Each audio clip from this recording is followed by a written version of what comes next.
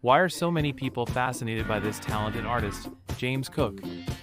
James Cook specializes in creating typewriter art, with every line meticulously hand-typed using a vintage typewriter. His works include masterpieces like the Mona Lisa, the Royal Albert Hall in London, and the 30 St. Mary Axe building. Look closely. It's truly amazing. James transforms ordinary text into incredible artworks through this unique method. His pieces not only showcase his skill but also make people rethink the definition and boundaries of art.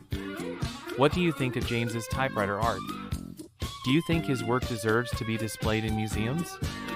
Let us know your thoughts in the comments.